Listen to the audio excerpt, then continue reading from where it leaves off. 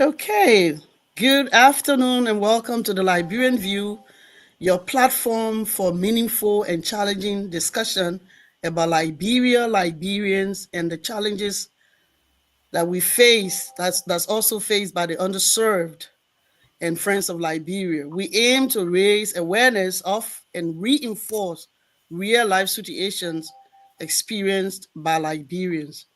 For this and for all other reasons, our topic today is we cannot forget the Liberian Civil War, the lingering impact on our society, Liberia.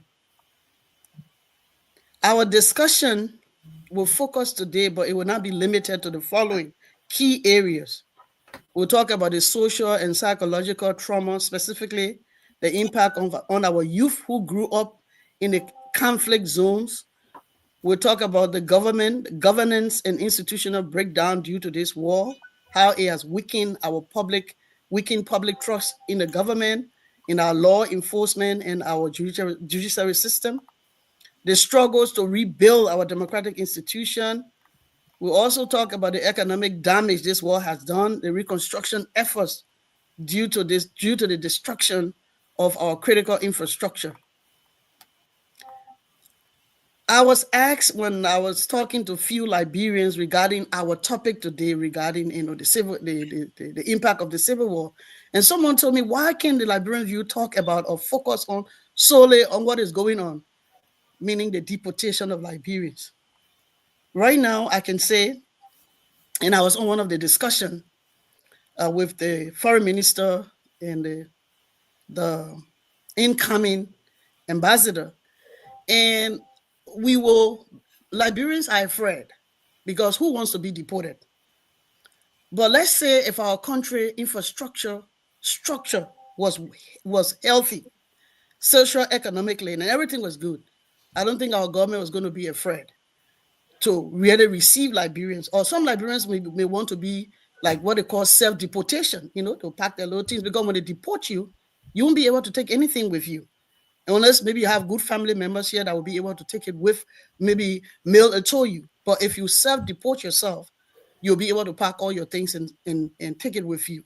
But there are a lot of fears because some of the opportunities are here. We don't have it in Liberia. In Liberia, we have a far way to go. But if we discuss this kind of thing and provide healing and trust in our government, like what Sierra Leone did, if we do that for Liberia, I think there will be a way forward. It will be a country that everyone wants to go to. So we're here today at least to provide some solution, some life experience, and some takeaway. And we're hoping that government officials will be able to listen in and make sure that some changes need to be done. Liberia needs to be healed. The only way we can be healed is for those who did what they did during the war to be held accountable. So in the meantime, while we're discussing and trying to execute and implement this, we'd like for you to participate, to join us in the discussion, ask your own questions. Join us you can go to www.facebook.com/the Liberian View or www.youtube.com/the Liberian View. Please, please, please join us. This is very important for us, all Liberians. If you are not able to join us, use these two links and ask your question. Having said that, we will go around and we'll ask around our platform, and our special panelist will briefly introduce himself. And after that, you'll hear the voice of Mr.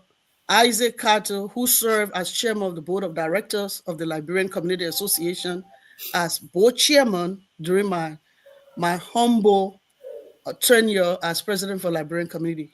So now we ask Mrs. Anita Kane to just briefly introduce herself. I know some of you know her very well. She's always on this platform. She's a member and she's been there for a long time. So we'll ask her to introduce herself. And after that, briefly, we hear Dr. Lloyd will introduce himself, and then we'll have Mr. Wilson. And lastly, we'll have our own Mr. Isaac Carter, who will introduce himself and then give his own life experience when it comes to the war. Mrs. Kane, the floor is yours, and thank you so much for joining us. Thank you. I'll Just say introduce mommy, my yourself. mother. Thank you for inviting me. I'm sorry, guys, to be late. I am Anita Kwikanen. I am one of our youth leader at the Harvest Church, and I also a program manager for a federal agency. I live here in Virginia. Nice to be back on the show again. And this topic is interesting, even though it brings some painful memories back, but we have to address it. So I'm excited to be part of the panel tonight to unveil some. Everybody had different experiences, and it's possible that some people have the same thoughts. So thinking about it over the week, I just been so sorrowful and sad. They say Liberian people quit to forget, but what we went through over the 14 years, that's nothing that anybody can forget. We all still carry the wounds in our heart. So thank you for creating a platform that we can actually come to discuss some of the painful things that we experience. Thank you.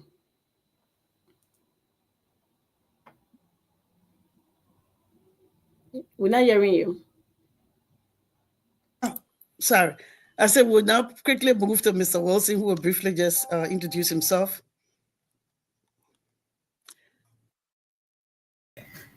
Thank you, Madam Chair. My name is Felix Wilson. Currently live in Woodbridge, Virginia, here in the U.S. Um, been with Liberian View for a few years now. I'm excited about today's topic because I wanted to go on the record that I am a proponent of the War and Economic Crimes Court, and I would like to see the push to make that a reality continue. And so I'm excited that the Liberian View decided to take on this topic to keep this in the forefront. And I like the twist with which we are doing this today. But I live in Virginia, 25 years experience as a program financial analyst in the government contracting industry. Um, and I'm just Liberian Peking. It's how I like to be new, but mad love for Liberia. The day being, my church celebrated um, uh, what you call it, historically black college and universities, HBCUs Day, right, as part of this whole Black History Month. So I wanted to use this opportunity to shout out my alma mater, Allen University, there in Columbia, South Carolina, where I got my running start, my bachelor's in business administration. And with that, I turn it over to Dr. Lloyd.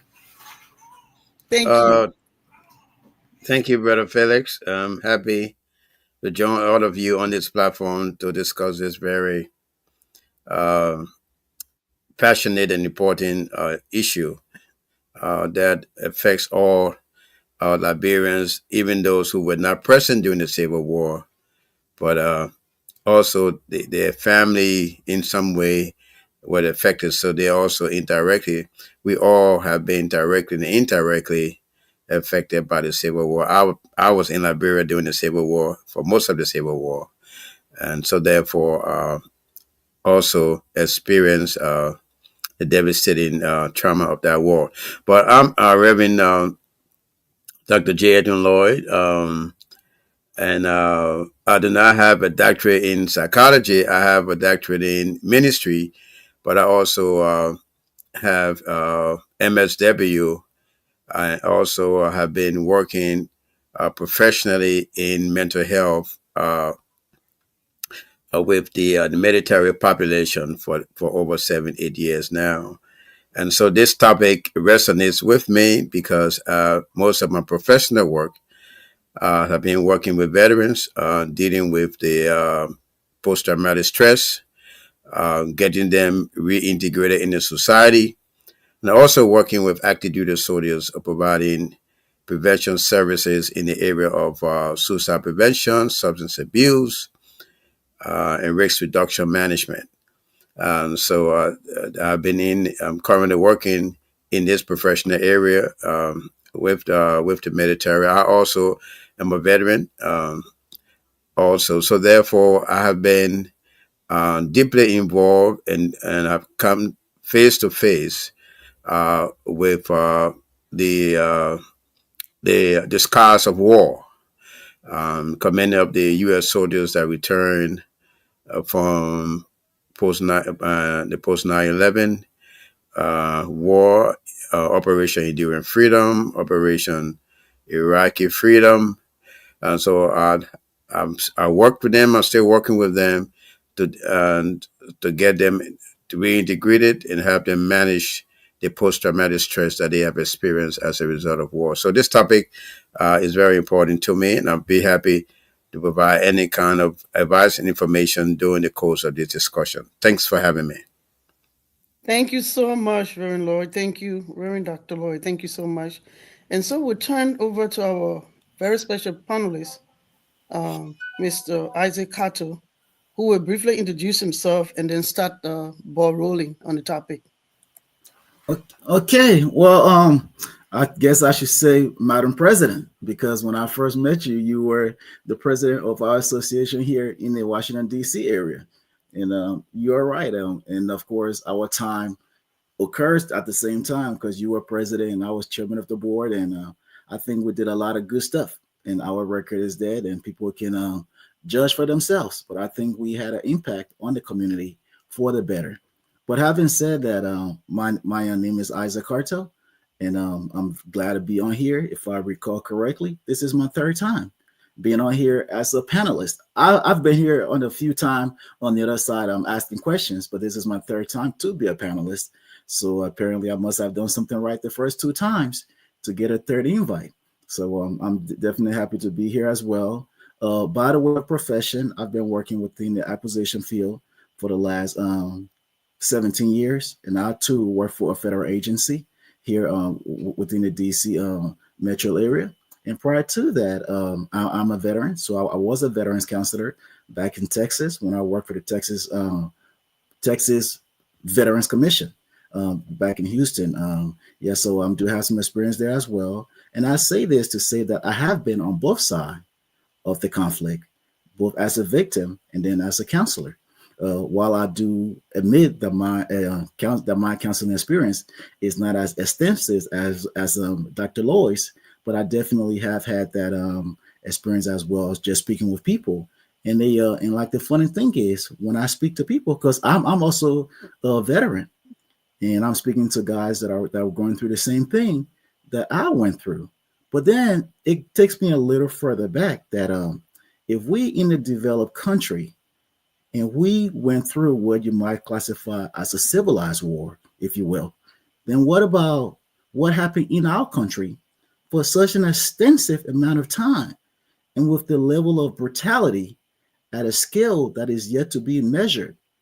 And coming out of that, there was, to my knowledge, there hasn't been any real rehabilitation effort undertaken in the last, since, let's say, the last 20 years since we've had some peace and stability. And we see all of that going on today. And I think that has had an impact. So I'm definitely glad to be on here to talk about my experience, to talk about some of my views on certain things, and just to talk about the way I feel about certain things. Just having lived that life and now having lived that life and being on the other side. Dr. Lloyd talks about speaking to veterans on the suicide line. Well, I have caught that line at one time, but I have also been a buddy system. And that is one of the people that people refer to talk to a buddy who may have experienced something similar.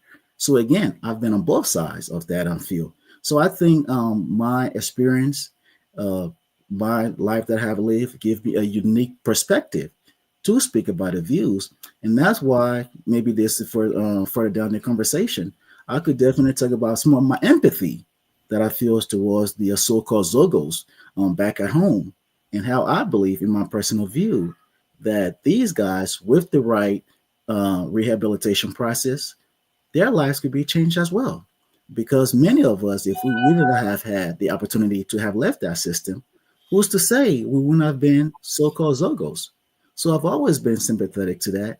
And as a matter of fact, I've always been empathetic to that, because most of the times I often see myself, especially for the guys that are late into their 30s. I'm like, these guys are no different than I am. The only difference is I had an opportunity to have escaped the system. So maybe that's why I'm a little different. But that doesn't make me better. That doesn't make me more special. I mean, I'm like in any way. It just means I was given something that most people have never had. And that is an opportunity. So I definitely look forward to having the discussion, taking some questions, and let's do it. Thank you. Okay, thank you so much. We were just thinking, one, whether you were in Liberia during the war, and two, if you can just kind of share your some of your experiences during the war, and then maybe based on that, how did you cope when you transitioned to the States? Oh, absolutely. Absolutely. Yes, I was in Liberia during the war. I was actually in Nima when the war started. I was a young fellow, but I still do have vivid memories of it. And I was a young fellow. I was actually at SOS at that time, back in my kindergarten days, when this whole thing started. And I remember when our school were closed. But being a guy from Nimba, I vividly remember being haunted in the sense they were going from door to door looking for Nimba people. And I'm not saying this to be like a controversial figure. I'm just stating the facts. And those that were there at that time know exactly what happened. They were going door to door looking for Nima people. And my father at the time worked in the government.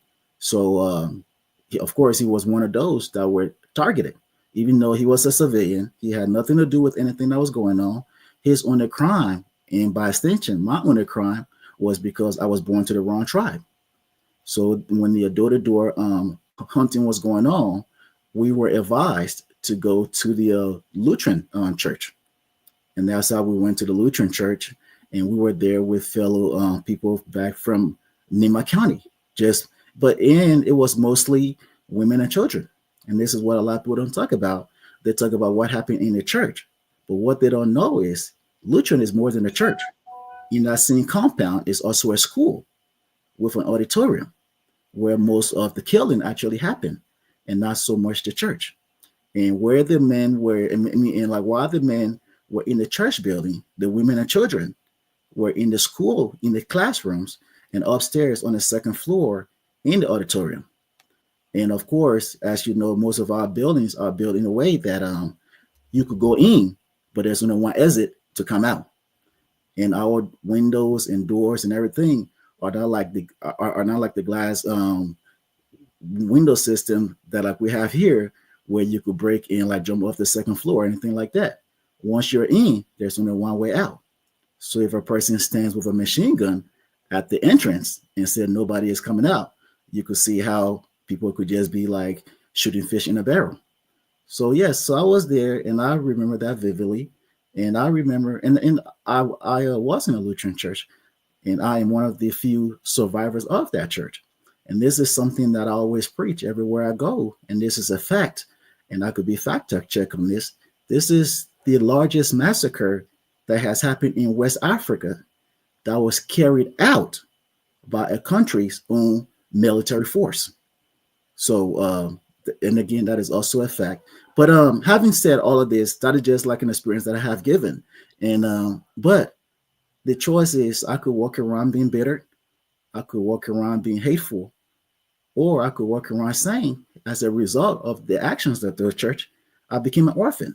So I could take all of those into consideration and become a better person for it. But luckily, as I have gotten older, I have used that experience to flip the script and do something positive. So my story couldn't just be perceived as that as a victim, but more so as that as an overcomer, somebody who was once a victim, but instead of being filled with hate, instead of being filled with anger, use that hate, use that anger, and turn it into something positive. And that is why I've been running my personal charity for like the last 8 years.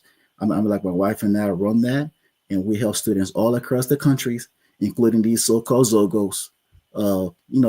Give them something that I had when I had the opportunity to come in the States back in 1993.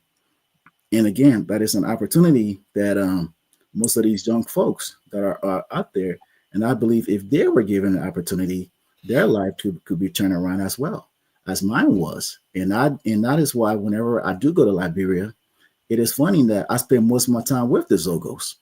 because for in like a weird way, well, I mean, it is not even weird, but in a certain way, I see myself. I see the other side of the coin.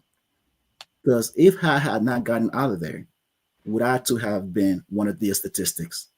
And the fact that I was lucky to get out of there, and that is something I don't take for granted, to have gotten an education down and been a veteran, 2 master's degree, and working with veterans and so forth.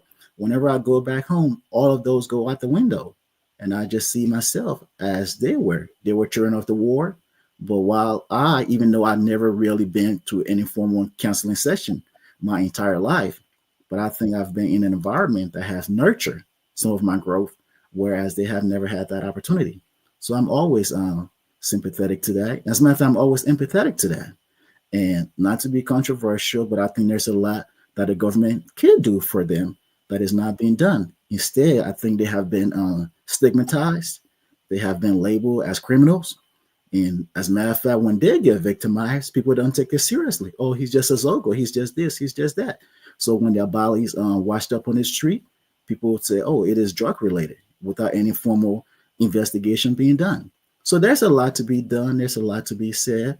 And our opportunities definitely exist back home. So if we do want to have a change and bring, and I'm actually glad to be like on this platform today because it is shining the spotlight on the situation. And hopefully by shining the spotlight on the situation, other people will hear our voices and they could go out there and do things to impact change, because I believe that is what we all want. And then again, going back to that old word, hopefully there's something we could do to provide them an opportunity. Now, whether that opportunity is blown is completely up to them. Because I know some folks that came to the States as well that were also victim of the war who didn't go the path that I did. So that's not to say just because an opportunity is available, a person is necessarily going to, follow the right path. But I believe if that choice is given, even if 20% of them are redeemed, I think that'll be a great step for us. So I'll pause here for now, Madam Panel, Madam President, and I'll be happy to take any questions the panel will have, and I'll be happy as well to add anything to the conversation. I don't want to monopolize the whole thing because I do have a tendency to go on and on. So I'll go here and I'll stop for now. No, thank you so much. Actually, I know those who are listening and what I really took from you, and I think people should really learn from the discussion is that you have 2 master's degree. You military, you work with the military. You be in the military. You serve as counselor or body system to someone that came from such a war in Liberia, and then you don't walk as a victim. You walk as an overcomer. Yes. That is deep. And also, though you have your master's degree, when you go to Liberia, you leave everything and just treat people as they are. Because that's why we always say on this particular platform, if we are not careful, if we don't care for those who are suffering based on the war, because since the war, Liberia just have never been the same. All the destruction.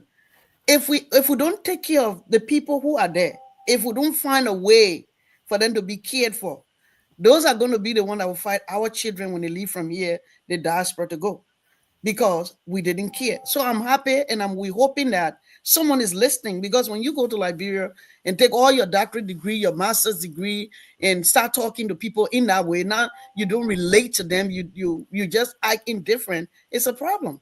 So I want to say thank you for really sharing that. We'll get back to you with some questions. I don't know whether Reverend Lloyd, Dr. Lloyd, and Mr. Wilson have any question, but I just wanted to move quickly to Anita. But if you guys want for us to pause, Mrs. Connie, if you guys want us to pause before you chime in, that'll be fine. Yeah, I just want to quickly comment on what my young brother had just stated. And so fascinating to know that he has developed the coping mechanism against the post-traumatic stress that he experienced during the Liberian Civil War, and you can see that he actually had been going through some mental issues concerning that, psychologically, when you reflect on the war and so forth. But he had developed, coping abilities to deal with that. You heard him stating that he connect with the Zocos, right? And those are some of the coping strategies that we teach about um, coping with the aftermath, the psychological aftermath of war. And so, one thing you have to do, you get along with me, you have to fellowship with others, especially those who probably experienced a civil war. And what he's doing going to Liberia is a ministry where he cope with that. Also, volunteering to help others. That's another coping mechanism that you can use, and for those who experience war and and have the mental scars of war. Self care and body therapy, and also mental health support. So you see that he's providing all those services, and in return, he receives coping mechanism to deal with the effects of the war.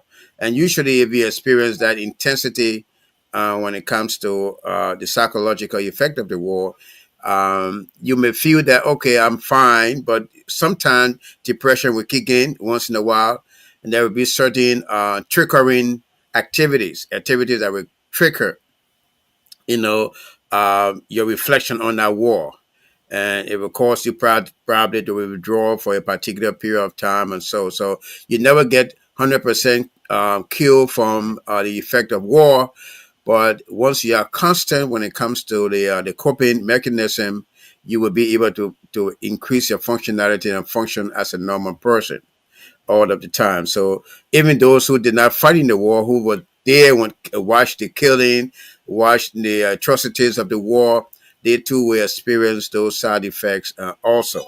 So and Mr. Cato managed to come into an environment that was able to give him all the resources he needed, and I just want to congratulate him for being able to internalize that, and at the same time, he's going back and he's trying to transfer that, to the Zoclos that are there. So we hope that the Liberian government can function in a way, can prioritize mental health. God knew while we were growing up, I can remember we had 2 or 3 mental health professionals in Liberia at the time. We had the catching mills there, and then we had 1 or 2 professionals working there. But mental health was not something that were highly publicized, or people were not highly involved in mental health before the war. So after the war, we had no professionals. So therefore, the concentration was not on rehabilitation of those who experienced the war. And so therefore, even as we are still struggling with mental health professionals and practitioners in Liberia today. But people like Mr. Carter who have the experience and going back, we just hope that uh, he can get the support that he needs to be able to do more of what he's doing. Yeah, he's running a school there also. So he will put the information in the chat before we leave so that people can contribute towards the school. The Liberian View will be able to do that. Having said that, we'll go quickly to Mrs. Anita Kwikane, my daughter, and who will also talk about her experiences and how has she really, when she transitioned to the United States, how what was that impact and how did she manage, how is she managing to cope? The floor is yours, Mrs. Kane, and thank you so much for joining us. Thank you, Azia, for that story that you shared. Me too, hearing from Nima. I was now a city girl when it was started. We were in Nima, Ganta, and I didn't see most of the major war, but the last one that they fought, that they called World War III, World War II, World War I, World War II, III, where the Lair rebel coming to Monrovia, and then the rebel crossed all over Nima. That war was very dirty. I remember I was in school, the Ghana United Methodist. We were in school, and then this guy, Bema, you tell he a general now, Alain, he's in Togo. That general will come on campus. If you're 6 years old, they grab you, they're going to give you a gun. They don't want to know about your age. If you have to be raped, you will be raped. If you can't run, you will die. So we were in that kind of environment. And when they took over Ganta that morning, at 2, 3 a.m., we have just cutting off from bed. They said, oh, the rebel is in town and we don't know where to go. I was in school in Ganta and my parents were in Saclipie. And going to Saclipie, it was going to be a shorter distance for me, but the rebel had blocked that side. And, young women, we were ready. They just used to gang rape us. So it was not nothing to say. So I had to follow Scringer to say, where would I go? And how can I get to Saclipie from going, the group that were with, they were going to Yekepa. So I had to walk from Ganta all the way to Senegal on my bare feet. And every checkpoint that you reach to, you see a rebel touching your breast, knocking you, and want to see your body. If you please them, they will rape you. If you don't please them, you're going to keep walking. So we were in that trauma for some time, in that chaos. We were walking and they were shooting and they were even killing people. They would just look at you and say, you Madinko, or you this, and then boom, somebody kill you because the gun was into the hands of young kids, young children who never knew about what they were even doing. They were opening pregnant women's stomach, taking their babies, and saying they're going to cook with it in that Nimakante when we were walking during the war. So it is something that was very, very terrible, very, very bad that we went through. But the sad thing for us is after all of that happened, and we had a chance to fix it, to bring to book people that were responsible. But then the people that we had in charge to bring people to book were part of the problem. They were part of the people that brought all the chaos on us. So how can they be the one to fix it? I can't cause trouble, then you ask me to fix it. So because of that, the country is just out of place. I came from Liberia 2022, that the Zoko's level I've seen. It just used to be in the capital city because they were city boys, city girls. They used to be like, but it's no longer the case. Everywhere in the villages has Zoko. The entire country is going down the drain. If we can't do something to help Liberia right now to where it is, this generation will going to pass, and I don't know what will become of us because it's really sad to see. I was in Liberia when they were doing the disarmament process. The way you and Reverend Law were discussing about rehab, about counseling. No, you just tell somebody bring your AK-47, get your 50, right? Whatever happens to them after that is none of your business. That's what the United Party government were doing. Even though United Nations were in Liberia, but there was no counseling. And they take your gun, they say you want to go to school, then they put you in high school with normal kids. You can't fit there, then they have to drop. So that problem had been there, and now it just multiplied. Everybody just traumatized in the country. Psychologically, the country is not there no more. You talking things that make sense. If it don't benefit me, it don't make sense. It only makes sense to me if it benefits me. So where Liberia is right now, it's only God that can help us. The Zoko thing, one man cannot do it. You alone cannot do it. 10 men cannot even do it.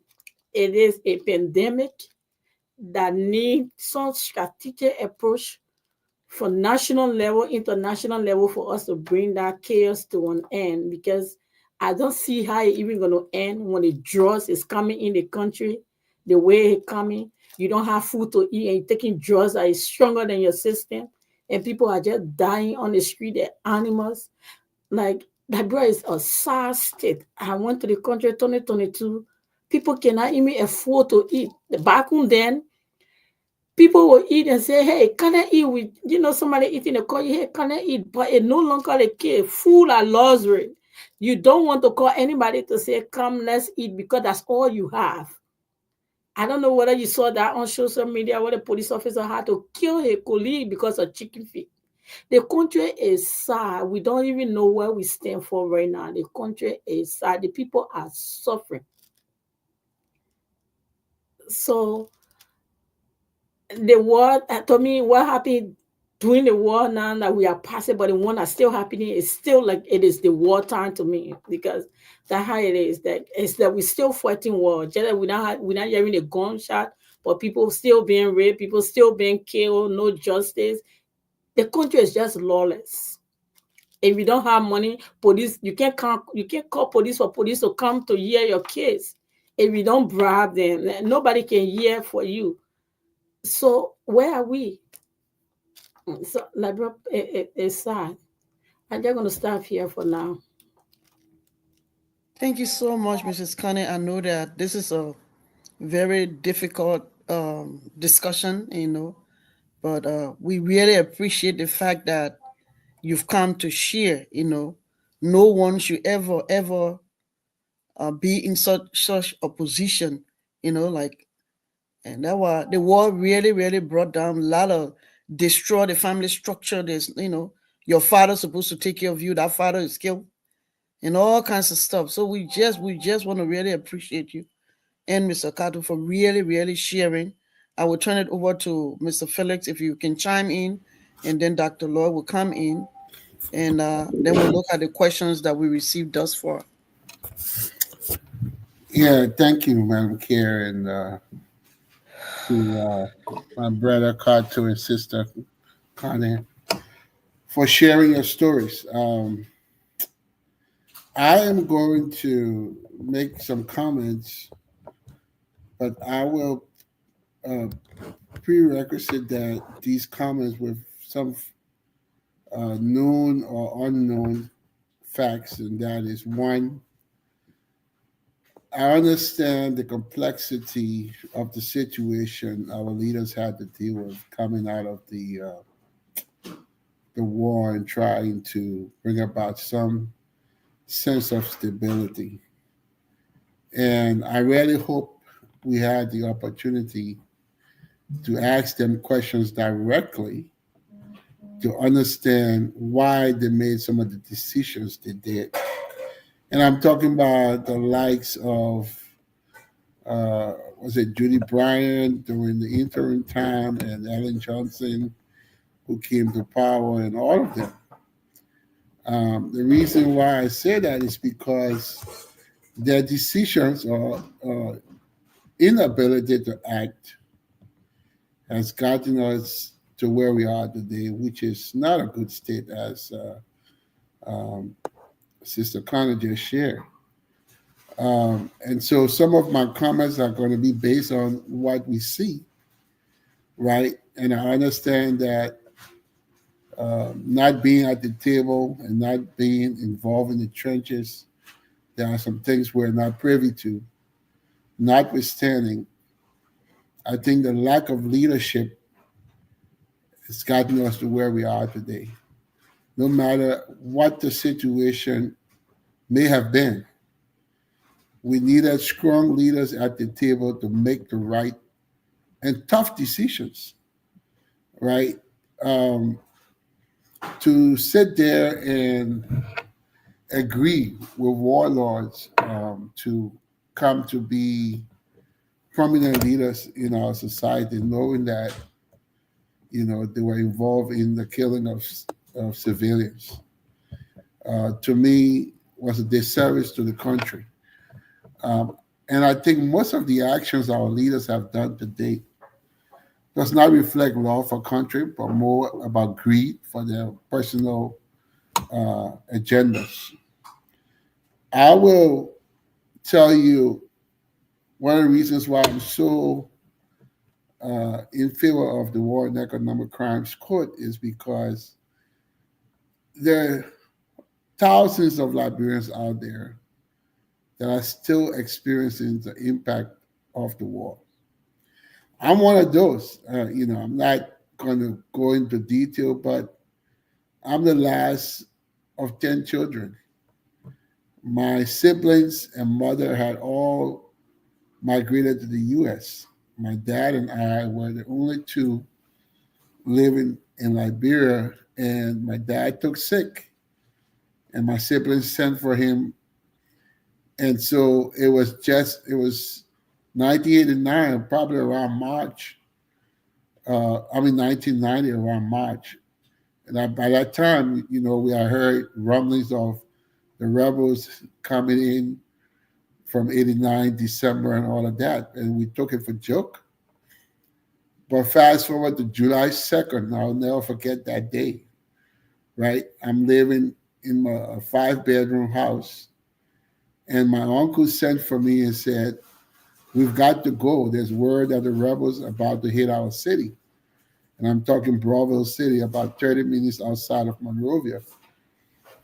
And I refused to leave. I told my cousins, "Hey, man, we have an attic in my house. I have enough food.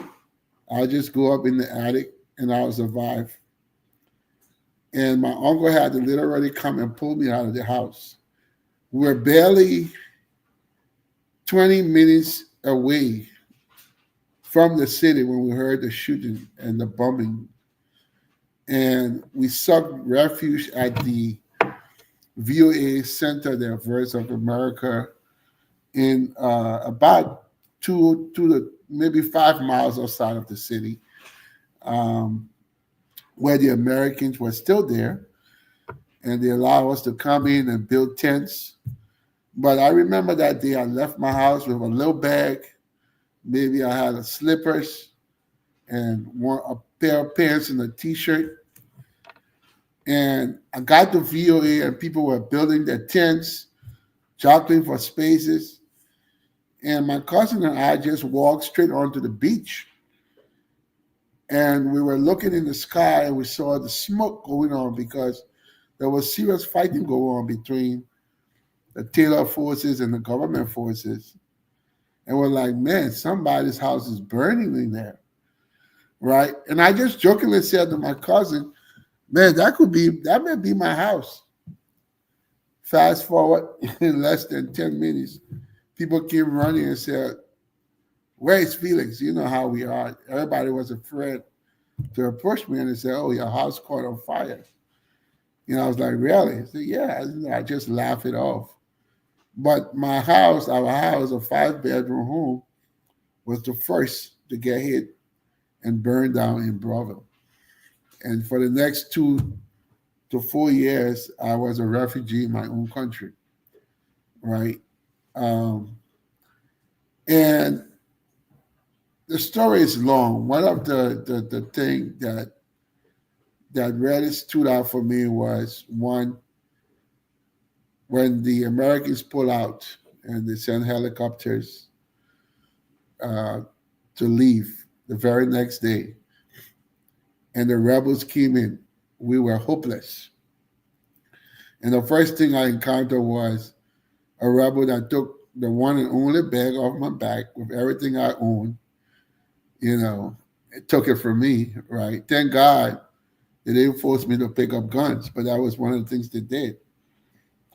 But fast forward to where I am today in the US, I've encountered so many Liberians that are carrying the sting of this war.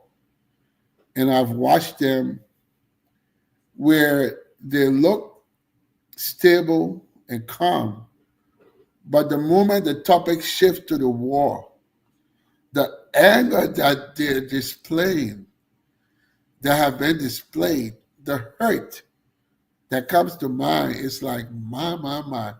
That's why I was so excited about this program. And I said to Lucy, our people are still hurting. And that's one of the reasons why I'm such a proponent of the War Economic Crimes Code, because why? People need to tell their story. This is history that we cannot sweep under the rug. And until the stories are told, until there's justice, until there's some restoration of hope, we'll constantly have this eating at us at the core of what we are as a country. All right. And it's a tragedy, but it's also a great opportunity that we can learn from. All right. We should be employing the government of Liberia to keep the focus on this War Economic Crimes Code. The TRC report needs to be resurrected and keep moving forward. We need records. We need recordings of people's stories. We need to be thinking about building a whole archive to store these things where our children and unborn children can go for years to come and see what happened. All right? So to keep moving forward as a government nowadays, as if everything is all hunky-dory, Yeah. right? And there's nothing to deal with of the past. Oh, Prince Johnson is dead, so, Prince Johnson was not the only one involved in that war. There are hundreds of people that still needs to be held accountable. And who says if you die, you can't be held accountable? You can still be held accountable. So I will rest on a follow-up question to both Isaac and Sister Connie, and that is, where do each of you stand on the need for the War Economic Crimes Court? Do you think, like me, the government should resurrect that? Um, and I would like to hear your views on that and anything else that you would like to share. Thank you. Thank you so much. So much. Thank you. I say you want to go or you want me to go? Oh, you can go first. Okay. Ladies before gentlemen. Thank you. The problem is, for me, I've always said, I said, if we were looking for war crown coat, if we are just a war crown coat, the other people that did not participate in the war that into power will say, yes, that the people that fought the war go. But the fact that we attach the economic crown code where everybody is involved with the economic crimes, so they blocking it, they stopping it. Nobody want a war in economic crown code. I can tell you for a fact, if you carry a transparent economic crown code, you'll grab everybody, including the president, everybody, even pastors, and everybody will be gone out of Liberia. That's how corrupt the country is. So when they say the economic crown code, they agree for the World Economic Crown Code. The last time some resolution they signed in the house, they have said, the war crime should be judged in Ghana. The economic crime should be taken over with Liberian judges where you can bribe your way out of it. So then what the impact? So everything that the millions and millions that they continue to rob the country of, we will not get those money back because they don't want it to follow the procedure. They don't want it to be transparent in a way that the country will benefit. They still want to put corruption into that. The economic crime code, again, the people that are in power, they are the ones that are actually committing the economic crime codes the economic crimes. And then we're waiting for their approval for us to give them punishment. So it's kind of difficult. It's actually difficult. We need a new leader who have not taken a penny from Liberia before. He or she is not part of the cartel or looting the country. Maybe that kind of person can implement World Economic Crime Code because they feel they got nothing to lose. But if you have a person who, from college day, they are working in government until they're 99 years old, and that's all they know. Nobody want to be exposed. Nobody want to, in Liberia will say, you don't want to take somebody eating from their mouth. So they really fighting and fighting and fighting. The Prince is gone. General Butt Naked that were killing people and raping people. Now he came in the name of he passed on now. He is just sick. Who knows if he dies too? Then my thing is in Togo. The one that were eating people babies, opening their hearts and eating it for breakfast. He is said to, who knows, he gets sick and gone. So who are we going to punish? Eddie Johnson said he almost going as well. Who else? So you see, so all the warlords going to die, but the economic criminals are still there, but they hold the power. They're not going to let you say, come and punish me. So that's the problem. We want the economic crime code, we want the war crime code, but how can we get it? That's the challenge we are faced with. So I really don't know how we can get it when we're waiting for them to, when we are put all the power in their hand to implement it. If we, the people, have the power by now, all of them will be paying by our money. We'll be taking everything that they are taking from us, from them, but the power is in their hands. Yeah, okay. I think that was so well said, because how can you sign a paper to prosecute yourself? And so the third process is, how can we put in power someone that did not participate or have not participated in our government, have not had any kind of position to be corrupt, to be president? Is this something that we need to be thinking about? Mr. Cato, the floor is yours to chime in the questions that was asked. Right, What do you absolutely. think? Right, absolutely. And actually, my view on this has been consistent all along. I actually had an opportunity to speak with the chairperson of that of the TRC, Mr. Verdier, who has been who has been on this panel before. And when I was chairman here of our of the Liberian community, we actually had an event in Silver Spring, I believe, to where he came out there and spoke, and others did as well. And I also had an opportunity to speak with him afterwards. And I was very clear, and my position has not changed. When the court comes, it should be fair across the board. It should not be selective because many people were hurt on all sides. So if you are going to bring this court, and you don't even have to look far for a blueprint. Look at what happened in South Africa. Look what happened in Rwanda. It was across the board because many lives were victimized. And as a matter of fact, most people look at this from 1990. But if you really want to know the truth, you have to even go back further, maybe even 1980, to where all of this may have begun. And that is it. So if you come, when it does come, and just to answer the question up front, yes, I am in favor of it. I'm in favor of it as long as it is fair and equitably across, looking at the whole thing that has happened since 1990. Look at the indiscriminate killing of babies, of women, of children, some carried out by the government, some carried out by external forces. Take a look at all of that, because people like to look at like the kids that were born 2000 and beyond. But if somebody was born in like the 80s, by the time they were becoming of age, say by the time they were 8 or 9 years old, that's when the war came. So what peace have they known? Maybe from that time up until 2005. So they would have been what? About 25 years old.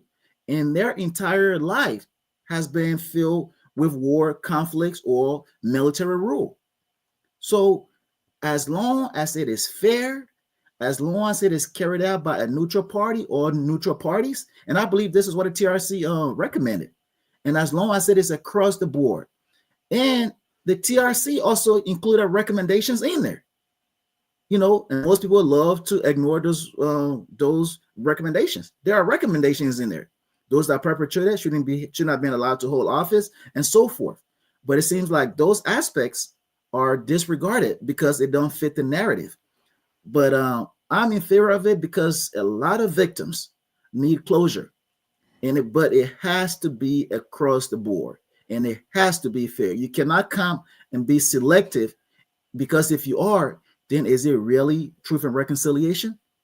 Is it? And we'll also talk about the economic aspect of it, as my sister brought up. Let's include that aspect there as well. Let's look at the full-blown thing come out. And if at the end of the day, there are jail sentences, there are other things that come out of it, so be it. Or if at the end of it, they're just a report holding folks accountable or whatever, so be it as well. But as long as it is fair, as long as it is across the board, and as long as all those, not selective, are all held accountable, I think we could be on a good path. Other African countries have done it. We don't have to go far. We have the report. We have the history. And since they did that, let's look at what has happened to them, and let's look at what has happened to us. So clearly their method of doing it, of being equitable, like across the board, of holding all parties, regardless of status, regardless of class, regardless of wealth, regardless of all of that, just holding them to the truth and only the truth, and being fair and equitable for all victims, I think Liberia will benefit from it. There are those that may be skeptical of it, but I think if it is done as I am proposing and as others have, I think we'll be a better off for it. Thank you so, so much. When I sit and hear you speaking about the Lutheran Church, I remember when the late Venger Riches was caught and took into our war gate, the main gate in Brove. Look at me pointing like it's right here. And when he was killed and brutal, and we all were so afraid, and they killed I think it's Mr. Butler, his 5 council members from Ashland there. And when the truck of soldiers were driving up and down Broadville, and some of the things we heard was like, "You better leave from here, because when we come back here, we kill all of y'all would die." I was so scared. And my mother was asking me, where we'll go? Can you sit and think about, You don't have nowhere else to go, but you are asked to leave. And so they were talking about us going to the Lutheran church. Some of our people went to that Lutheran church. They walked there because people were saying it was the safest place to be. But we did not go there. There's a town when you cross the river between Brove and one town called Gola Kone. We have Gola people live there. My mother's related to them.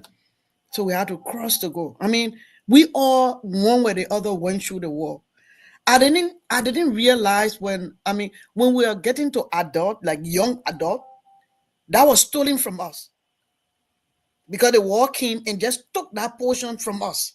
So for me, I'm not talking about anybody else. I didn't really enjoy to say when I see my daughter, she's a young adult, she really having fun. We had to grow up. We had to work. We had to look for job. We had to be grown up when we are not even grown up. We had to fetch for ourselves. So maybe when I look at myself, I say, oh, maybe because we're selling things, making market, doing this, maybe that's why we're strong. But our impact of that war, it was not an easy thing. And if we do not do something about it, meaning approving and advocating and talking about a war and economic crime court, the working people committed crime. But for the fact that people will be able to tell the story, it's important to talk about it so that they can be free, because it's like a burden. That's very, very important. If we do not, Liberia will continue the way it is because people are not being held accountable. People are traumatized, and the funding that should be there to provide the incentive, the psych centers for the counseling section, other people are eating that money. So it goes together. I mean, anyone can chime in it. The war economic crime court, because if there's no economic stability in Liberia, we will never be able to have a normalcy in our country. Because, for instance, if they have only one center, psych center in Liberia, or two in the city, what about in Nimba? What about in Bon County? Do we have those kind of centers? People need to be healed. And if they are healed, what is the next step? As we stated, we've been working with some group of Zogos that are at some center in Kerry Street. We cook some food, we go and we talk the Liberian view, does stuff for them. So the plan is for us to, when they go to those psych centers, when they are done with their whole session, to get a job for them. But because we have not been able to do this corporate partnership that I learned when I was at LU in ISEC, we've not been able to have those partnerships, like maybe gas station, people, car repairing shop, those kind of technical know-how to be able to partner with them so that they can give these guys job when they come from these centers. They go back the next year. For instance, this year, if we go to do the feeding and discussion with them, the ones that we talked to that went to the psych center, they will come back and start taking the same drugs. So that economic aspect of it is important. If we do not close our borders and hold people accountable that are bringing drugs in Liberia, those children will still be down there doing the same thing. So we're not moving forward. People say, well, Liberia is moving forward. We're not going anywhere. Because all we're telling the generation that is next to us or generations to come, that killing is fine. Because when you kill, no one is held accountable. You must have a precedent set for what has happened in Liberia. So I don't know, how can we separate the economic crime and the war crime?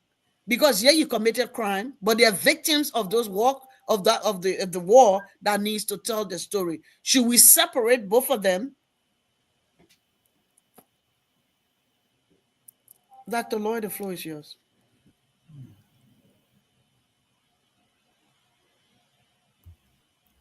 I begin to feel the intensity of this conversation and the emotional attachment that we all have to the war. And just want to thank um, our little sister Connie, and brother for expressing their own experience and their personal connection to the war that they have experienced.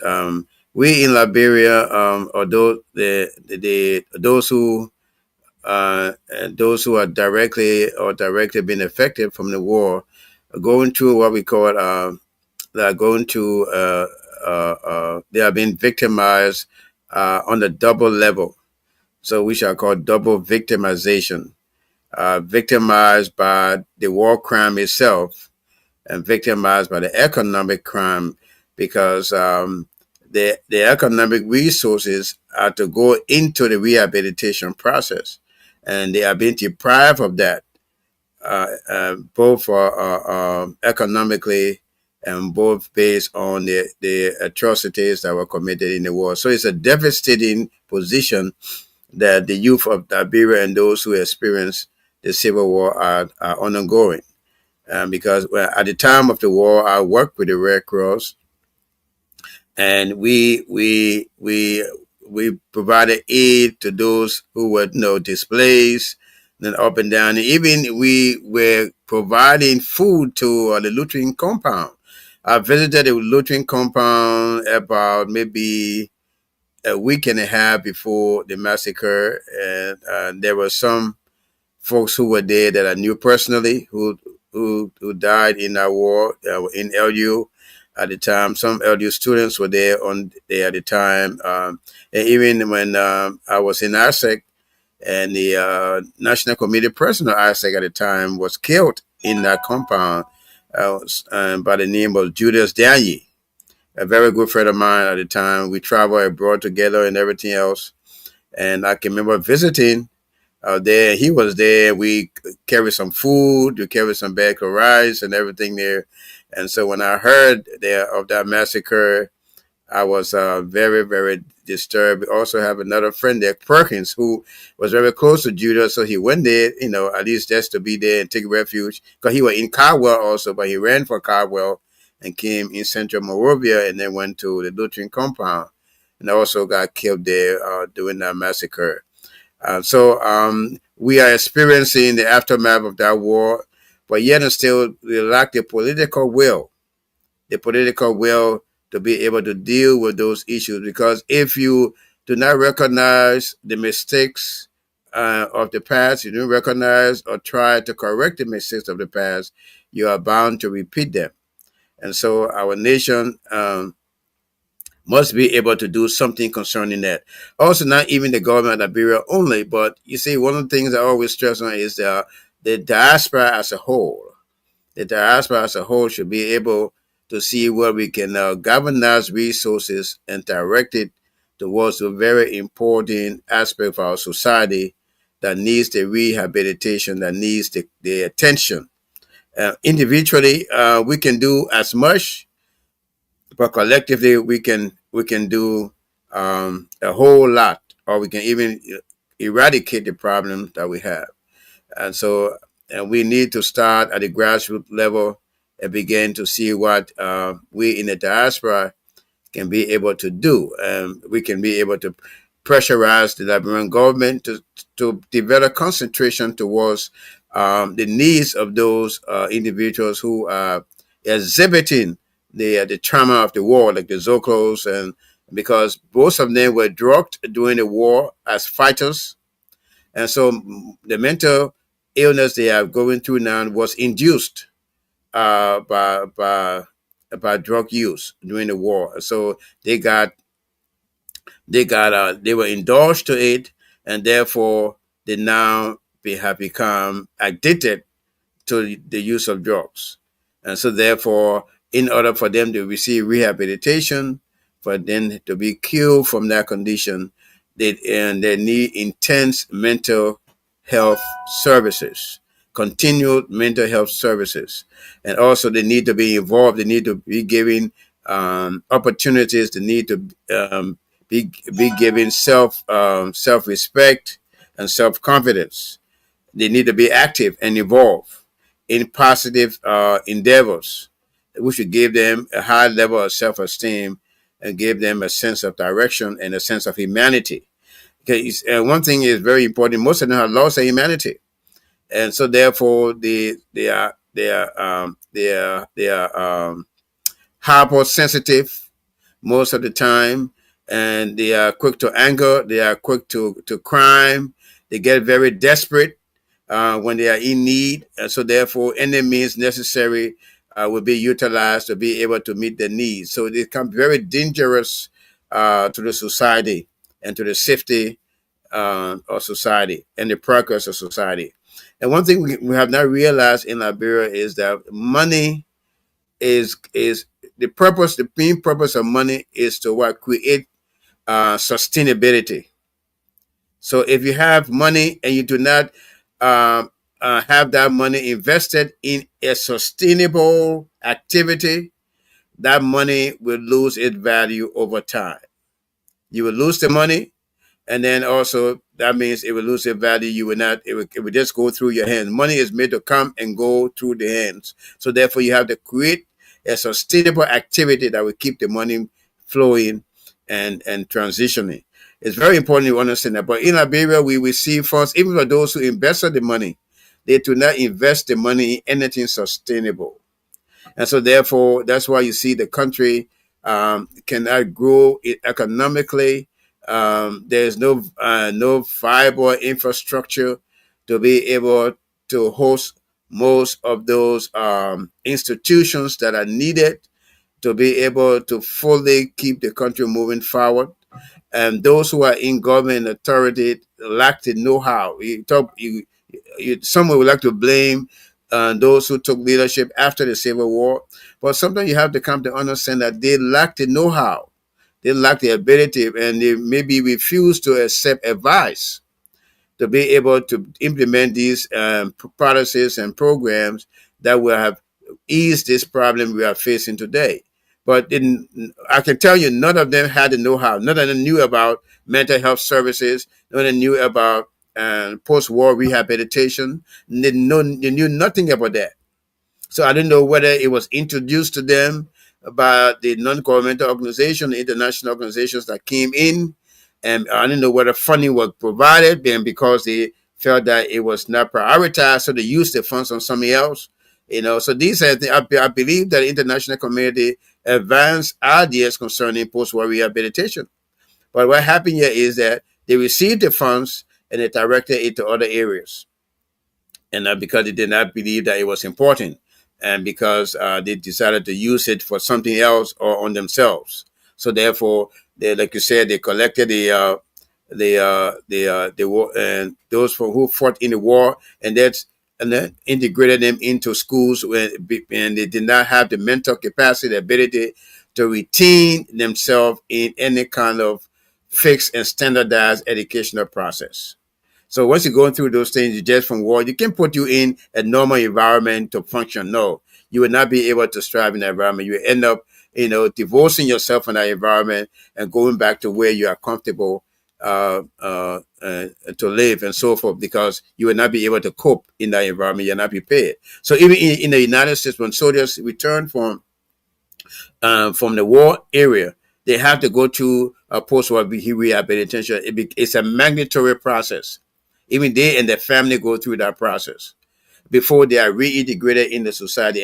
And they are also, what we call wraparound services. They receive wraparound services continuously so that they will be able to remain functional as go on. You have because if you don't do that, the suicide rate that we have now in the U.S. Army will have increased. It's at a high level, but you don't say well, been higher. All right. So and then can you imagine a country like the United States, advanced countries, still have problems with post-traumatic stress and with post-war trauma? What else about a country like Liberia that have meager resources? You can understand, even with the drug situation, even the great United States is fighting and combating the drug problem in this country. And you yourself, you can feel the ramification and the ripple effect of the drug crisis in this country. Then you can imagine a country like Liberia that failed to prioritize the rehabilitation when it comes to drugs and other violent experiences that others may have had. And so the whole country as a whole need to be going through a constant rehabilitation process, because those who did not fight also witness, you know, uh, uh, uh, the atrocities. So therefore, they have secondary trauma that they constantly carry with them. I carry secondary trauma most of the time. I usually have reflection, and still something fresh in my mind. I can still picture those bodies that I passed over, and those folks that they were carrying to execute, and so forth like that. And the sound of the gun shot of somebody who had been killed. They take them in the bushes, and yeah, papa, they kill them and stuff like that. So I still have flashback from that up to now. I still do have flashback. And sometimes if I sit quietly, I still reflect on those things. It still come back within your mental capacity. You have the mental picture. Everybody experience that. And so therefore, there must be a way that we must be able to, as Liberians, deal with this crisis. It's a serious crisis that we are experiencing. Although it may be silent, but yet and still we are feeling the ramifications in society, as you say, with the Zoclos and other areas, and even with those who are officials right now, who are formerly rebels. You can see their behavior. You watch YouTube, you see some of them how they behave. Have no regard for people and have no regard for civility. And so these things are visible, but yet and still they have not been talked about. And people try to suppress it and ignore it. But that's why sometimes the condition of the country today, you travel to Liberia, you understand, you live in Liberia before the war, and you come back after, right now you go to Liberia, you see that the entire mentality of the people have changed. You are surprised at how people behave and how people go about doing things. When before the war, it was completely different. All right. No, the respect for the individual and mutual respect that existed in Liberia, the traditional values that were highly respected, all those things, and are going to, are not being adhered to. People are just reckless in these days and time. And there's no law and order, there's no structure. And because people are striving mentally to deal with these things, they're striving to make life in the course of the difficult mental stress that they have. And the condition of the country, the economic situation is compounding the psychological effect of the Civil War and the psychological effect of of economic crimes in Liberia. And so we just want to admonish the government officials to look in the Liberian, we feel sorry for the country. My people, you stop misusing the country funds. And it's to your own benefit when you invest that money into your countries, to your own benefit. And it become a lasting benefit to the entire nation, to your family, and those who come after you. Because if you dare take that money, you build her for girlfriend here, you get it in this, that, you do that. At the end of the time, when you come to the end of your days, you find out you have nothing. All right? The girlfriend then gone, other people gone. When you're sick, you're left to yourself. And these are things that happen in the past. We have seen it, and it's still happening now. So when you have your money, invest it in something sustainable that will be able to create income for other people. And in that way, you are benefiting the country when you do that. All right. Even I'm not saying you might invest some money, but the money you earn, right? The money you earn, through legal means, invest it in something. All Liberian, what you earn, try to invest into businesses. There are business opportunities there. We did not have business opportunities. You now have foreign investors coming in Liberia. Because they come in Liberia because there are business opportunity there.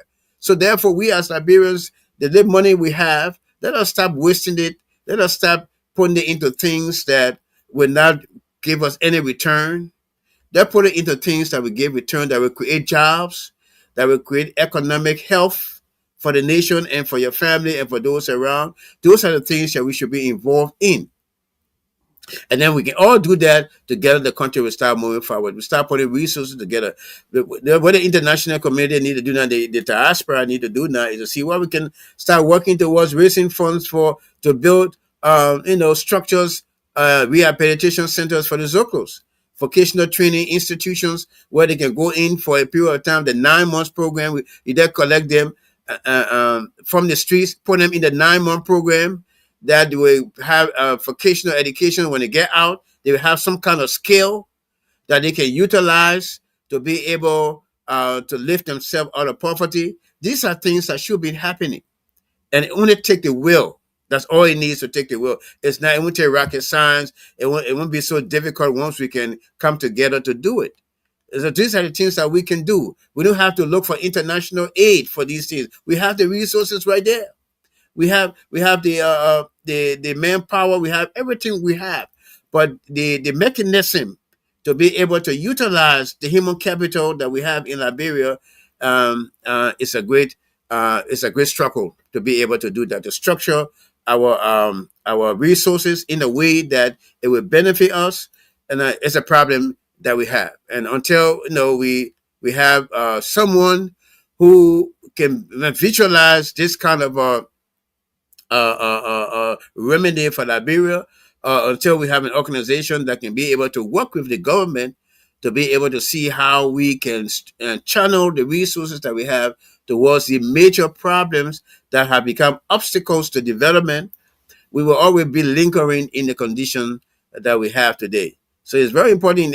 We will build infrastructure, but it will destroy it because the people themselves are destroyed. So you see the Capitol building today, a very prestigious, a very important building to our to the national health of our nation are being destroyed. And therefore, when there's any kind of confusion, people threaten to destroy the few buildings that we have. We don't have infrastructure anyway. They feel to destroy it. I don't know what benefit it will have to them if they destroy it. But these are the kind of mentality, the violent mentality that we have because of the trauma of the war. And so we need to address this. It needs to be treated. It's an illness that it's a cancer that is gradually eating the fabric of our nation. And we need to do something. We need to do something. It's time then that we put ourselves together, work with the Liberian government, provide the expertise that they need. And sometimes some of us don't have to be on ground. You can have committees, you can have think tank that you can create that can meet virtually and have discussion and make recommendation and probably visit the country intermittently to provide assistance like Brother Carter is doing. So these are the things that can happen and that we can go in and be able to provide the assistance that is needed there. But we need the infrastructure. We need the institutions established, and to be able to do that. And the Liberians on the ground must be able to welcome those in the diaspora with the expertise. Because if you shun those from the diaspora who come in with the expertise, then how will you be able to grow? And that's one of the problems we have, the obstacle that the diaspora is facing when it comes to integration in the Liberian society. And that most of the diasporans have been rejected because of fear that they would take over the daily bread of people that are there. But I believe that those from the diaspora who are going back should not be going back looking for jobs. They should go back to be resources to the conditions that we are experiencing in Liberia, and to create jobs and create economic channels that will be able to foster growth and development, rehabilitation, and healing for our nation. Okay. Thank you so much. I just wanted to go back to Mrs. Connor because she made some key points, and even Mr. Kato, regarding how can you approve a flow or policy or regulation or process that will prosecute yourself. That's one. And so it come to mind when Mr. Kato stated clearly the role of the TRC, and Reverend Dr. Leroy stated also how people are traumatized, and for instance, burning the Capitol building. Who would do that? Why will you go and burn the Capitol building? Now, the TRC, according to Mr. Kato, I mean, we read some of the information, they stipulated those who participated in the war, killed people. Correct me if I'm wrong, should not be given such positions that they were given, but they were in government. So is the TRC just there to write, to like writing, just writing what happened, who shouldn't do this and shouldn't do that? They didn't have a mandate. They don't have some authority to stop those who are being elected in the House, in the judicial system, and those who kill and just misbehave, and they're not even showing good example. But the thing here is also Liberians voted for these people to be in the House. Their people voted for them. So do we need to restructure the TRC and make it an agency separate and have a funding for them that they will have the authority to make sure those who really participated in the war and the president or the administration should be able to back them, work with them so that this can, so what, whoever participated in the war cannot hold no position even if your people want you or not, because if not, we'll not have no structure. So is there something wrong with the TRC, or the TRC or the government, the administration is not working with TRC to make sure that what they wrote is being executed and implemented? Should we have a separate agency or group of international organizations, including Liberians, that will run this whole war and economic crime court? Because we had Dr. Allen White, that was someone from the state working on this. Should we have, because we need to solve this problem. We have a problem, it needs to be solved. But because I am this person, I embezzle some money, so I cannot approve it for it to work. Maybe we need to advocate so that the TRC can have a structure and some sort of authority and have funding that will be able to do this. Because if not, we're going nowhere. So should we advocate for us to have the TRC giving more authority, or do they have authority that they are not executing their authority? Anyone can chime in. When I came, just before someone come in, I just want to thank you. Or I have to rush to another another gathering on online at 6 o'clock. It's after 6 now. I got to go. So Okay. I informed Madam Care prior to that. But I just want to say, excuse me, ladies and gentlemen, and I didn't want to leave. I'm enjoying the conversation, but I have to leave. So thank you very much, and thanks for having me. Thank you, Ravina. Thank you, All right. Randy. So anybody else can chime in. Yes, for me, I would say the TRC, they did not get any prosecuting power to the TRC, or they didn't tell TRC. They just asked TRC to come up, to do a research, come up with documentation that will give them guidance on how they should proceed. But then when you having Eddie Johnson said he being the head, I think Eddie Johnson said he the one that actually start dismantling the TRC before even we are and the rest of the people. Because the TRC are also recommended to her that you are the main contributor to this war. We don't want you to run for anything. We don't want you to be president. Because if we say anybody that participated in the war, whether you took gun to kill people or you financed the war, you should not participate. And she was already there, that she was already in a league running to be president, so she had to step on that. So the fact that she stepped on that and she become president, anybody else that fought the war can be president as well. So that's why everybody that fought the war, Prince Johnson wanted to be president as well, because Eddie had become president. So it was just fair to let everybody step in. So they started disregarding the TRC. I think the TRC can be, the document is good, the recommendations are good, but it can be effective if they give it to an independent body, international body that got nothing to do with Liberia, that will come in a transparent way that, as I said, no pick and choose and just go in a way that everybody that involved can be prosecuted. Everybody that involved, no picking and choosing. That every time in Liberia when they say war crime, they talk about just Prince Johnson. Prince Johnson is just one person. But they have other people that fought the war, butt naked, Bema Yete, and they got plenty of rebels that in Liberia. But they made the entire war crime code to be just about Prince Johnson. So the fact that they make it to be just about Prince Johnson, meaning that Prince Johnson is there, so war crime code is there. No, we still have rebels in the country.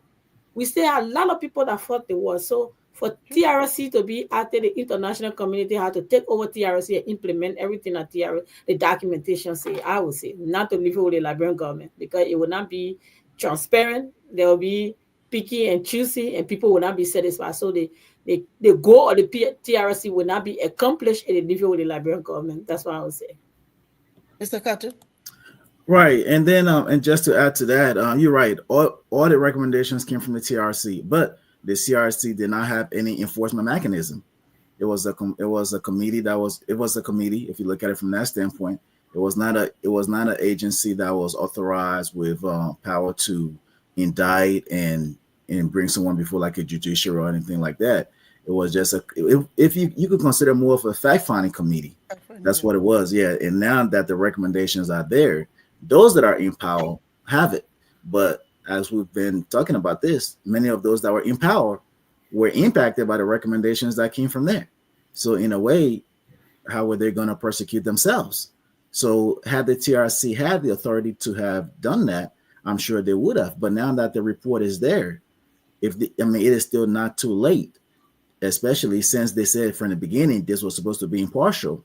This is the right time to carry out those recommendations, show your impartiality, and whether you give it to whatever it is an independent agency that is set up to go further that, whatever it's international, and many folks think international because many of our folks in Liberia have a certain way of looking at things, and they may just do what they have done with this for like the last 16, 17 years, which has been absolutely nothing.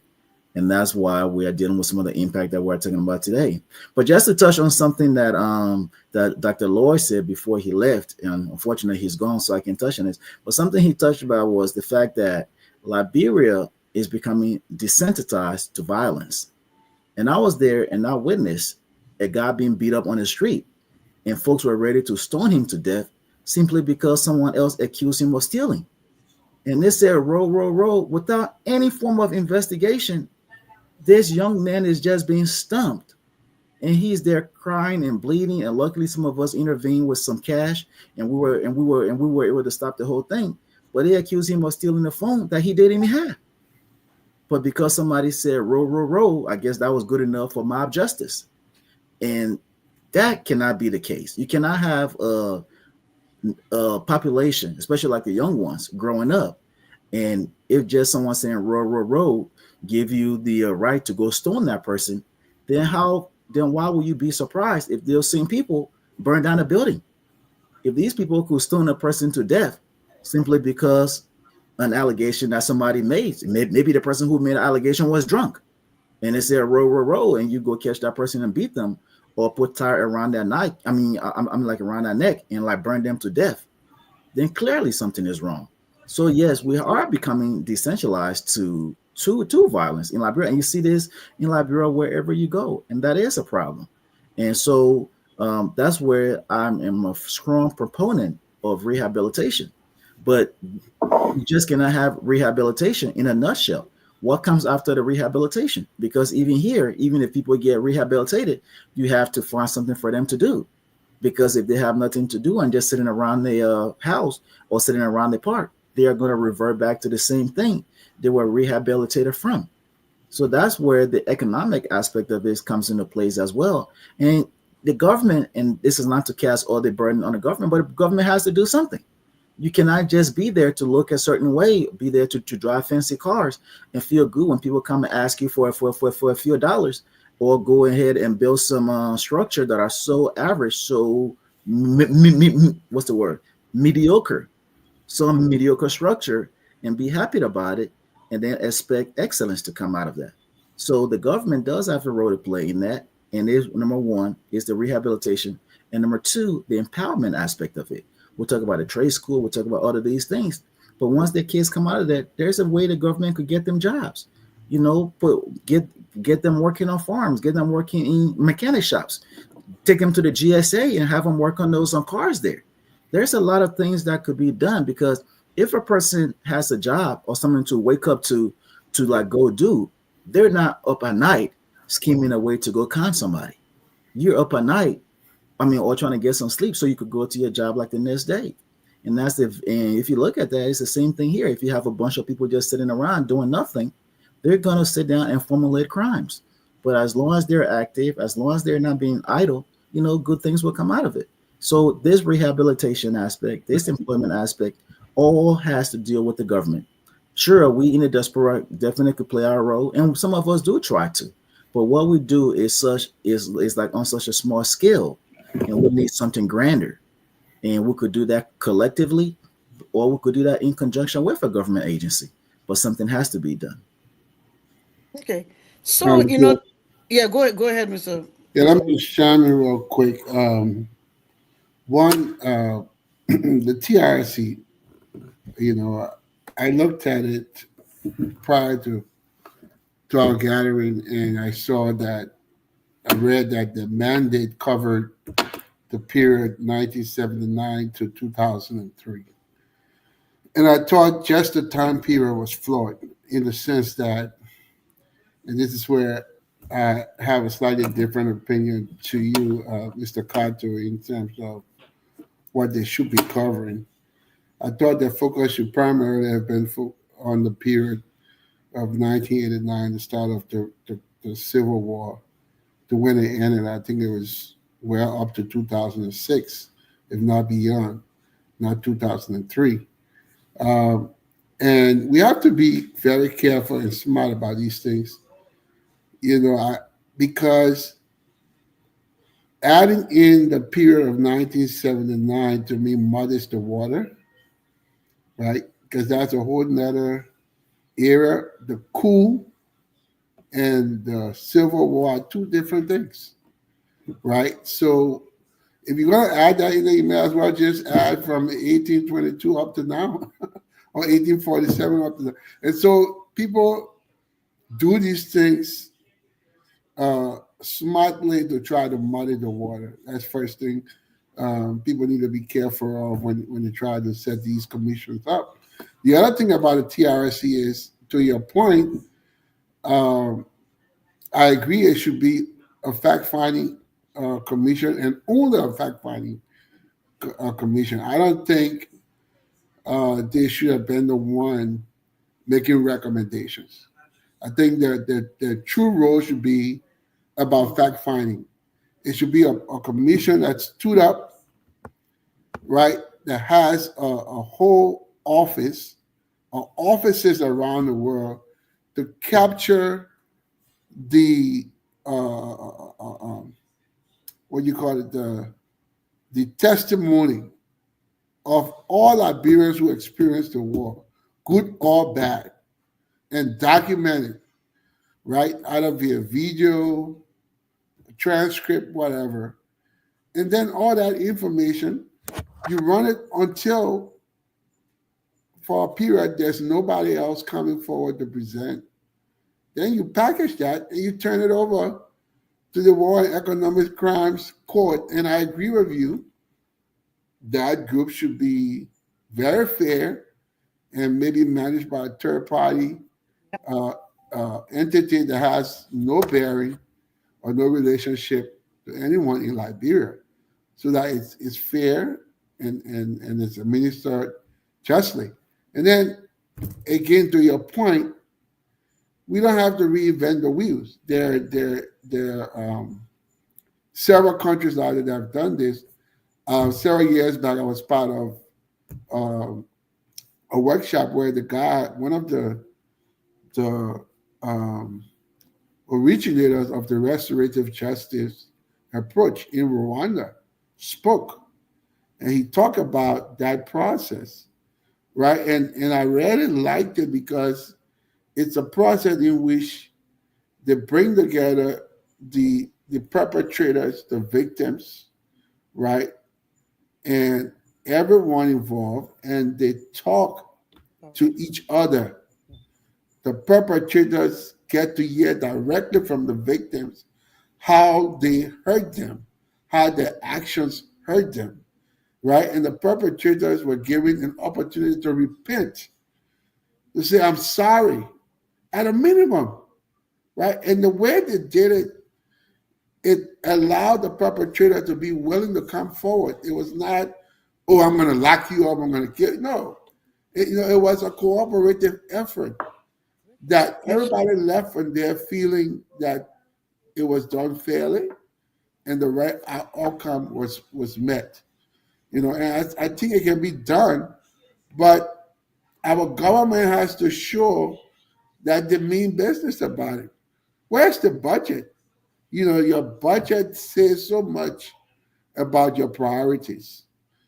And so, can we pull the Liberian budget out now, government budget, and see if there's any allocation for a TRC initiative or war economic crimes could initiate it. That would tell us whether this administration is serious about tackling these issues. And I will close on this. Probably 10, 15 years ago, um, I was teaching church school at my church, First AME Church of Alexandria. And I chose to share a few instances of my experiences in the Liberian War. My daughter at the time and son were in church school. And as I talk about my experiences, which I rarely do, right? Because again, going back to the whole psychological impact and the toll it takes on you. I rarely do because whenever I do, I get emotional for a variety of reasons. And as I talk about my experience and share with the kids, when I was done, I look around and both my son and my daughter were crying. And it dawned on me that up to that time, I had not told them about my experiences in the Liberian War, right? And this was their first time hearing it. You know, I said that to say there are many people out there like me that still need an opportunity to share their story. I said that to say the TRC work was incomplete. They had not heard from everybody. Nobody approached me. I didn't see anywhere where I was asked or any calling for Liberians to go and give a report. So on a what mandate did they conclude, right? The We have findings. gotten all the evidence, now let's make recommendations. I think all of that was faulty. Hastily done, right? And faulty. If we're going to do it, we must do it right. And I'll end there. Thank you. Yeah, thank you so much. You know, we have the TRC, we have organizations like the Liberian View. Mr. Carter, what's the name of your organization? Well, it's the Isaac and Anakato Foundation. It is named after my Foundations. parents. Yeah. Yeah, we have other foundations that are doing it. I think there's a need of serious sessions where people can be allowed to talk about their story. As even us in the diaspora, people went through a lot during the war, and we sit here and like we got our own coping mechanism, we got job, so we sleep in air condition or the places, we live in life. But actually, when you ask people and when they start talking, they can get angry, as Mr. Felix said, as we all are alluding to right now. People have not been healed, even in the United States. So I think maybe organizations can come together and have a yearly discussion in Liberia to say, okay, everybody will go there, not December now, because December is flooded, everybody there. People can find vacation time to say, okay, maybe we can go December so everybody can be there and have this discussion at LU, at Cottington, at other universities, at high schools. People can talk about their stories so people can know that this is what we need to never have war again. There's a need for the War and Economic Crime Code Mhm. because your father was a farmer. He's no longer farming because he ain't got no tool, no seed, no nothing. So he ain't got no money. Now, the money that the government's supposed to build a government school to be equipped enough for you to get the education you need, people eating it. So at the end of the day, we're teaching you so that you can know your civic responsibility to your country and the rights that you have to question those in authority, and not to go and take someone who fought war and killed people.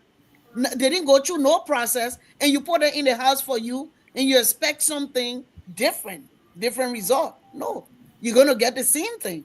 Your building, your Capitol building, historic symbolic building will burn down because people don't even know the meaning of that building. What does it stand for? They don't know, and they went and burned it. Recently, what her name? Our former speaker, I don't know whether he still speaker. His people went there and looted his office, destroyed it. lawless. Nobody cares because I will just do it. So there's a lot of things that we need to do. We can't just sit here and don't do anything. That's our country. We need to go there and have this kind of discussion. Or we need to come together on Zoom to discuss these things. Not only discuss it, but see what can we do? How can we help the situation? The TRC data finding, is this sufficient in content? Is this sufficient in the data cover? Which domains did they have? What did they cover? And if there's anything that is lacking or insufficient, maybe they didn't have no money to complete. So what is needed for us to complete it? And maybe we can do some fundraising here. Like Felix always say, how many will every Liberian pay $5 every month or $2 every month so that we can support that thing because it needs to work. People need to be here accountable. Period. And people need to stop taking money that is not theirs for the country and let the country money be used for the country. If we don't do that, we're not going to go anywhere. So as we've discussed this whole thing, we cannot forget the Liberian Civil War. It's lingering impact on all of us. What is the takeaway that you think, Mr. Kato, that people need to take away from this discussion? And what are some of what you can name either one or two actionable items that any Liberian or friends of Liberia that will be listening to the discussion? What do you want for them to take away from the discussion? Because this is the first series. We'll come back again on the same platform and invite other people. You can invite anyone that you think so that we can come up with some proposal and hear from other side. Maybe we can invite countries that have done so well. Right. Countries that have done so well to implement this thing. What can we learn from them? Maybe we can come together and invite one of them to come and tell us what did they do differently. What are we missing? We know that those who put the fact-finding commission together just stepped on it because they were also guilty, as we all know. And Anita, Mrs. Kanye stated it clearly. We all stated it, and just stepped on it and decided to be more selective. And oh yeah, that my time, so let's just let everybody work. So people are even having people in the house who fought the war misbehaving and all kinds of things going on. But like you said, Mr. Carter, we can start. It's not too late, and we all know it's not too late. Mr. Felix said it's not too late. What can we do? What do you want for people to take away from the discussion? So after you talk, Miss Anita, Mrs. Kanye will say hers, and then Mr. Felix, and then we'll close. So we'll start from you. Okay. Well, again, thank you again, Madam President, for inviting me on your platform. It is always a good conversation. And my dear brother Phoenix, I know we're going to continue this conversation outside, and I'll be happy to provide you the reasons why I think certain portions of the 1980s should be covered, because there were reasons. Something precipitated what happened in 1989. It did not happen in a vacuum. So understanding what all play a role into that, and for example, why was it advantageous to start from somewhere else versus looking at other options? As far as where this begins. So those are all aspects of it that we should definitely take into consideration. But as far as what should be one of the main takeaways from here is that people should know that this war was not a victimless war. Even those that think they were not victims are indirectly or were indirectly victims without even realizing it. There's that old saying that there are no winners in a civil war. You have survivors and you have casualties. And in the long run, even the survivors become casualties. And there's a reason why that saying has been around for such a long time, because it is true. And in this particular case, what happened to Liberia, I think almost everybody was impacted directly. Some of us at a grander scale than others, but it just happened. Or some of us know somebody who was victimized, and that person is a dear friend of yours or is the dear brother of yours. And if you care and you have empathy towards others, then you are somehow indirectly victimized too as well, because you have to deal with the consequences, or maybe with the outcome of that. And as we see now, the fruit of that civil war is still lingering around in our country today.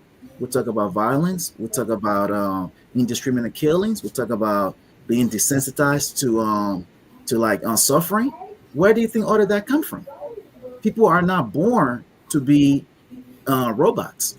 All of that comes from somewhere, So that the Civil War is in effect, in a way, still continuing because the impacts of that are still going on. So my takeaway from this is we all, especially those of us that are in a diaspora or in a position to do something, because there are people back in Liberia that are doing very well and can do something. Do something about it. Do something about it. And it could be very small, but start within your little small community. Start within your start within your families. There are families where certain family members are doing well, but don't even care to look at the other family members. Look within your own family, look within your communities, and try to make the change there. Because if we all were to make little changes within our circle of confidence, if you will, imagine all those little circles will expand and they will populate, and we could have the impact that we're seeking. Sure, we want the government to do something, and the government should be involved. As a matter of fact, the government should take the lead. But if the government fails to do so, or is unwilling to do so, or unable to do so, we shouldn't let that be an excuse from preventing us or from stopping us from doing what we know is the right thing to do. And that is doing the best we can or sharing what little we can with those that are less fortunate, those that are in a disadvantaged situation. Let's be be the change you seek, or be the person you wish you had when you needed a person. And if you Okay. look at it from that perspective, I think we'll all be better off for it, and we'll all be able to leave or make a little difference, especially back home where there are so many opportunities to be helpful. And I would just close with that. Thank you. Thank you so much. We got 4 more minutes. So Okay. we gave Mrs. Kane one or maybe 2 minutes to just wrap it up, and then Mr. Felix, and then we'll close. The floor is yours, Anita.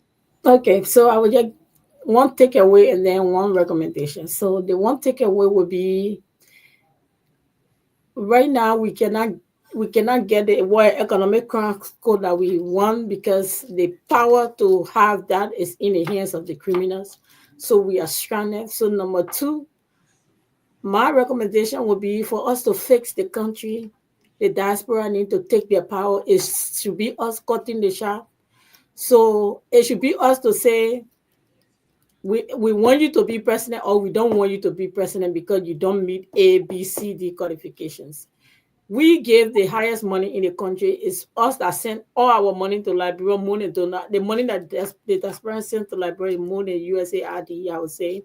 So we can come up with a watchdog system where anybody that's still back home, we can recommend them to be not just sanctioned.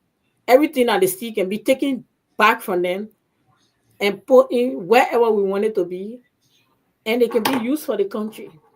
But for us to just be sitting out on the sideline and just crying and crying, it's not changing things. And we need to be drastic. We need to step into it and make sure that now with the internet age, we can have any information that we want to have. We need to come up with a watchdog group that Washington will listen to, group that will say when we say dance, you will dance, group that will hold you accountable. You don't have to live in Liberia. You can sit here. Government official carry a check to the bank, you'll see a photocopy because everybody has smartphone. But we need to do something to change our country. And the World Economic Crimes Court are being sabotaged because the criminals are in charge and nobody want to prosecute themselves. So Liberia is at a crossroad where they don't know where to go. We don't have help. So we that in the diaspora that don't have that are not in Liberia to say they're going to come to our house in the night to bomb our house. We need to be the ones speaking for the people that are on the ground and standing on behalf of them and taking the race, and any changes that we want to do, we can talk with our allies. They're going to make that happen because we are safe, we are secure in the United States. We can make that change. We can make that change in the diaspora. So Thank you so much. Thank you, thank you, thank you. We will be back here and to have further discussion. And we're hoping to look at other countries to invite someone from another country that will come and just share their experiences. We'll be here to ask them some questions. And I'm hoping that we'll come up with some uh first the concept note and then come up with a proposal to really, really see how best we can assist. So Mr. Wilson, the floor is yours. Just to you Yeah, that just window just again. quickly, I would say to my panelists and fellow Liberians and onlookers out there, um, if you look around you, 2024 was an atrocious year for our people dying, and even in early the 2025 hasn't changed. You don't have to look far. Look on TLC Africa 2, I believe it is, and you see the death announcements every day. I am hopeful that as we see this and see our fellow countrymen, loved ones die, that we are being taught for about life. And life is short. We are not here forever. And we want to leave a legacy. We want to be impactful for our country. I'm sure all of us would like to see Liberia succeed. And so, with that, I said we must act with a sense of urgency. We must be intentional about our actions. I agree with Mr. Cato's suggestion. Until we have true leadership to lead from the top, we can start small in our communities, in our families, in our organizations. I agree with Sister Connie. The diaspora have the power of the strings of the purse, rather, to make a difference. But even that requires leadership, coordination, and organization, as well as collaboration. Who's going to take the lead? And lastly, to this platform, Madam Chair, I think we just need to be intentional about our actions. And what do I mean by that? If this is an issue we want to take on, all right, this is one issue that a non-governmental, non-profit organization as ours can take on. We can decide to look at where the TRC ended and come up and write a paper on how we think things should be uh, continued, progress, right, to a successful end. So we should talk more about that, and I think there should be another segment to move this topic forward, as you have suggested. With that, I thank you all for coming on, Honorable Kaito, Sister Kanye, for reaching our platform today, and I pray and hope that something was said here that will prick minds and hearts to move out there. Thank you. Okay, thank you so much. I think Mr. Felix has already said all. We hope that our listeners and those who will get hold of our discussion, that they'll be able to share it and people will learn from it. But we promise you we'll be here maybe the first Sunday in the month of August, so that maybe we have someone a country rep who has really implemented the World Economic Crimes Court.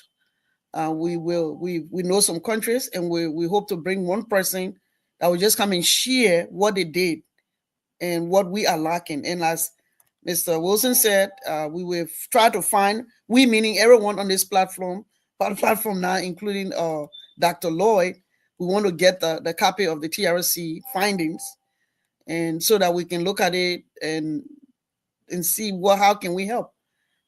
Do we need to get some funding so that another agency separate from the government can be formed to really execute this? Because if not, we will not go anywhere.